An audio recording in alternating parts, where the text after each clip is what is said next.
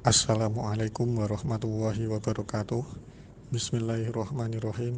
Alhamdulillahirabbil alamin wa bihi nasta'in wa ala umurid dunya waddin wassalatu wassalamu ala asrafil mursalin sayyidina wa maulana Muhammadin wa ala alihi washabihi ajma'in. Amma ba'd. Yang terhormat Bapak Aan Widiono selaku dosen pengampu mata kuliah Teknologi Pendidikan, dan yang saya banggakan dan saya sayangi teman-teman PGSDA 7. Pertama, marilah kita panjatkan puji syukur kehadirat Allah Subhanahu wa Ta'ala yang telah melimpahkan taufik, hidayah, dan inayahnya. Kedua, sholawat serta salam kita haturkan kepada junjungan kita Nabi Agung Muhammad Sallallahu Alaihi Wasallam. Semoga kita mendapatkan syafaatnya di yaumil qiyamah. Amin Allahumma amin. Sebelum itu, perkenalkan, kami dari kelompok 4 akan memaparkan makalah yang berjudul Hubungan Teknologi Pendidikan dengan Profesi Guru. Adapun susunan acara yang pertama yaitu pembukaan, yang kedua penyampaian materi, yang ketiga sesi tanya jawab, dan yang keempat evaluasi dari Bapak dosen. Marilah acara yang pertama kita buka dengan bacaan basmalah bersama-sama. Bismillahirrahmanirrahim. Adapun acara yang kedua yaitu pembacaan materi yang akan disampaikan oleh yang pertama saya sendiri, Asif Khairuzat.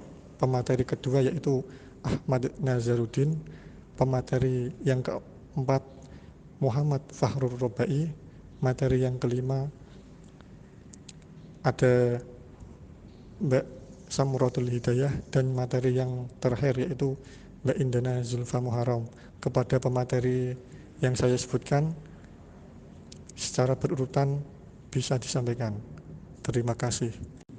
Saya Asif Khairuzat akan menjelaskan materi yaitu pengertian profesi dan profesionalisme guru. Dikutip dari Winarno, menurut Kartadinata, profesi guru adalah orang yang memiliki latar belakang pendidikan keguruan yang memadai, keahlian guru dalam melaksanakan tugas-tugas kependudukan diperoleh setelah menempuh pendidikan keguruan tertentu, dan kemampuan tersebut tidak dimiliki oleh warga masyarakat pada umumnya yang tidak pernah mengikuti pendidikan keguruan. Seorang guru yang profesional tentunya harus memiliki kompetensi profesional. Dalam buku yang ditulis oleh E. Mulyasa, kompetensi yang harus dimiliki seorang guru itu mencakup 4 aspek sebagai berikut. Aspek pertama yaitu kompetensi pedagogik. Apa itu kompetensi pedagogik? Kompetensi pedagogik adalah kemampuan mengelola pembelajaran peserta didik yang meliputi pemahaman terhadap peserta didik, perancangan dan pelaksanaan pembelajaran, evaluasi hasil belajar, dan pengembangan peserta didik untuk mengaktualisasikan berbagai potensi yang dimilikinya.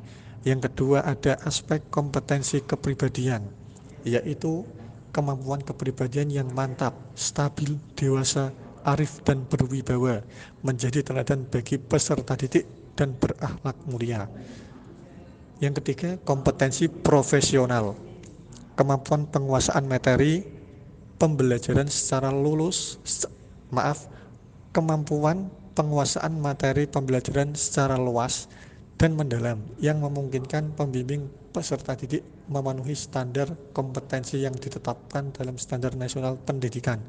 Aspek yang keempat yaitu kompetensi sosial. Kompetensi sosial adalah kemampuan guru sebagai bagian dari masyarakat untuk berkomunikasi dan bergaul secara efektif dengan peserta didik, sesama pendidik, tenaga kependidikan, orang tua atau wali peserta didik, dan masyarakat sekitar. Terima kasih. Assalamualaikum warahmatullahi wabarakatuh. Di sini saya Ahmad Nazaruddin sebagai pemateri kedua. Di sini saya akan menjelaskan mengenai kontribusi guru terhadap pemanfaatan teknologi pendidikan. Jadi di sini kontribusi guru terhadap teknologi pendidikan, guru di sini berperan sebagai agen pembelajaran.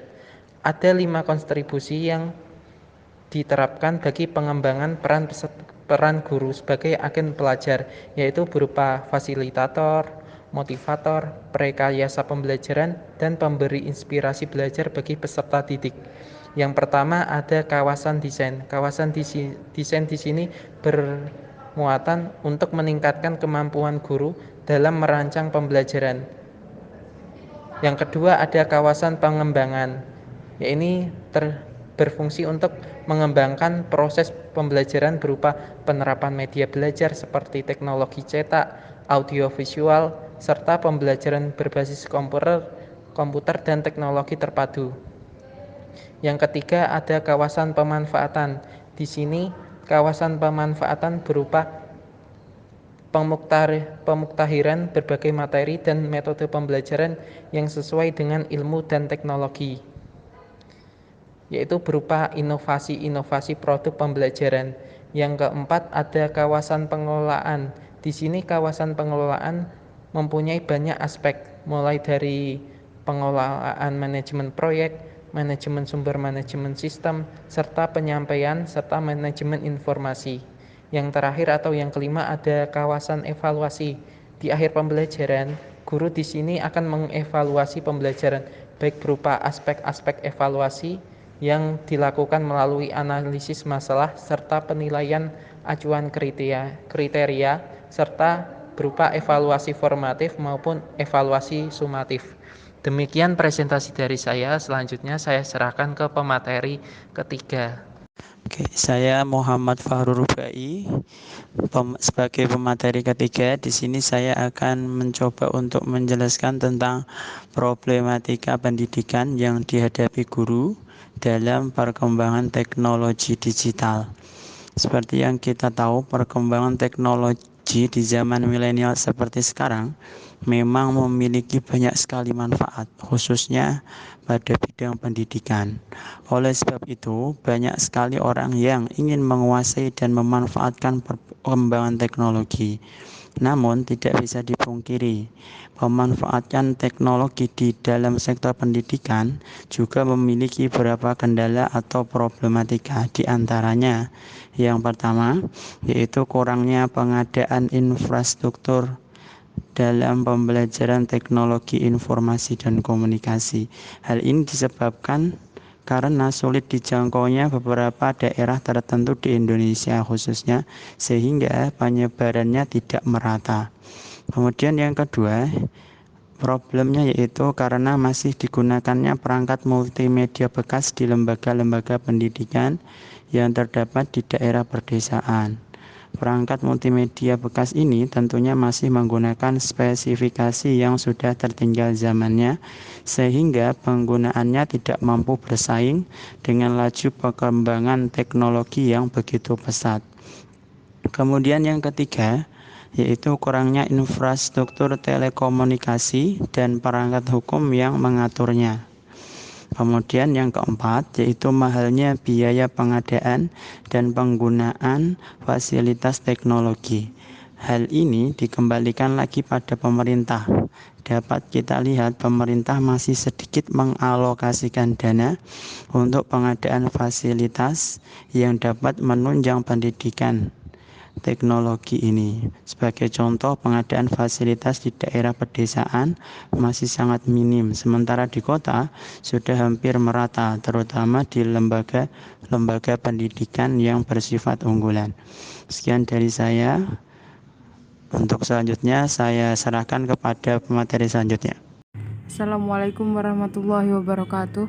Saya Indana Zulfa Muharam sebagai pemateri 4 akan melanjutkan materi yang selanjutnya, yaitu peran guru dalam pembelajaran di era teknologi digital. Ada 7, yakni yang pertama, guru sekolah dasar sebagai sumber belajar. Maksudnya, peran guru sebagai sumber belajar berkaitan dengan kemampuan guru dalam menguasai materi pelajaran, sehingga ketika siswa bertanya dengan sigap dan cepat tanggap, guru sekolah dasar akan dapat langsung menjawabnya dengan bahasa yang mudah dimengerti oleh siswanya. Lalu yang kedua, guru sekolah dasar sebagai fasilitator. Peran guru dalam memberikan pelayanan kepada siswa untuk dapat memudahkan siswa menerima materi pelajaran, sehingga pembelajaran menjadi efektif dan efisien. Lalu yang ketiga, guru sekolah dasar sebagai pengelola. Dalam proses pembelajaran, guru berperan untuk memegang kendali penuh atas iklim dan dalam suasana pembelajaran. Diibaratkan seperti seorang nahkoda yang memegang setir kemudi kapal, yang membawanya jalannya kapal ke jalan yang aman dan nyaman. Guru haruslah menciptakan suasana kelas yang nyaman dan kondusif, sehingga siswa dapat menerima pembelajaran dengan nyaman. Lalu yang keempat, guru sekolah dasar sebagai demonstrator. Berperan sebagai demonstrator maksudnya di sini bukanlah guru turun ke jalan untuk berdemo, namun yang dimaksudkan di sini adalah guru itu sebagai sosok yang berperan untuk menunjukkan sikap-sikap yang akan menginspirasi siswa untuk melakukan hal-hal yang sama, bahkan lebih baik lagi. Lalu yang kelima, guru sekolah dasar sebagai pembimbing. Perannya sebagai seorang pembimbing, guru diminta untuk dapat mengarahkan kepada siswa untuk menjadi seperti yang diinginkannya. Namun tentunya haruslah guru membimbing dan mengarahkan untuk mencapai cita-cita dan impian siswa tersebut. Lalu yang keenam, guru sekolah dasar sebagai motivator. Proses pembelajaran akan berhasil jika siswa memiliki motivasi di dalam dirinya. Oleh karena itu, guru juga berperan penting dalam menumbuhkan motivasi dan semangat dalam diri siswa untuk belajar. Lalu yang ketujuh, guru sekolah dasar sebagai elevator. Setelah melakukan proses pembelajaran, guru harusnya mengevaluasi semua hasil yang telah dilakukan selama proses pembelajaran. Lalu yang selanjutnya yaitu upaya untuk meningkatkan kompetensi guru di era teknologi. Yang pertama yaitu mengikut sertakan guru melalui seminar dan pelatihan yang diadakan Diknas maupun di luar Diknas. Hal tersebut dilakukan untuk meningkatkan kinerja guru dalam membenahi metodologi pembelajaran. Lalu yang kedua, menempuh pendidikan pada jenjang yang lebih tinggi sesuai dengan kualifikasi akademik. Hal ini berdasarkan Undang-Undang Guru Dosen bahwa guru untuk mendapatkan kompetensi profesional harus melalui pendidikan profesi dan guru juga dituntut untuk memiliki kualifikasi akademik minimal S1 atau D4. Lalu yang ketiga, mengikuti kegiatan KKG atau kelompok kerja guru. Melalui wadah inilah para guru diarahkan untuk mencari berbagai pengalaman mengenai metodologi pembelajaran dan bahan ajar yang dapat diterapkan di dalam kelas. Lalu yang keempat, meningkatkan kesejahteraan guru. Kesejahteraan guru tidak dapat diabaikan karena merupakan salah satu faktor penentu dalam meningkatkan kerja yang secara langsung terhadap mutu pendidikan. Lalu yang kelima, menerapkan kegiatan guru gemar membaca, gerakan guru membaca atau G2M. Guru hendaknya mempunyai kesadaran akan pentingnya membaca untuk mengembangkan wawasan dan pengetahuannya. Lalu yang keenam, senantiasa produktif dalam menghasilkan karya-karya di bidang pendidikan. Maksudnya yaitu guru hendaknya memiliki kesadaran untuk lebih banyak menulis, terutama mengenai masalah-masalah pendidikan dan pengajaran. Hal ini termasuk salah satu metode untuk meningkatkan kemampuan guru dalam menuangkan konsep-konsep dan gagasan dalam bentuk tulisan. Sekian presentasi dari saya. Selanjutnya akan saya serahkan ke presentator berikutnya. Assalamualaikum warahmatullahi wabarakatuh. Perkenalkan, nama saya Samratul Hidayah, NIM 627. Di sini saya akan melanjutkan materi berikutnya, yaitu tentang hubungan teknologi pendidikan dengan peningkatan profesi guru. Hubungan teknologi pendidikan dengan profesi guru memang sangat erat kaitannya. Karena apa? Hal ini dikarenakan peran seorang guru di dalam perkembangan teknologi informasi di sekolah dasar sangat berpengaruh terhadap aspek-aspek pengembangan dari psikis si anak. Guru sebagai pihak yang memang bersentuhan secara langsung terhadap peserta didik, sehingga pasti memiliki peran penting di dalam perkembangan teknologi informasi. Sekian materi dari saya. Selanjutnya saya serahkan ke moderator. Wassalamualaikum warahmatullahi wabarakatuh.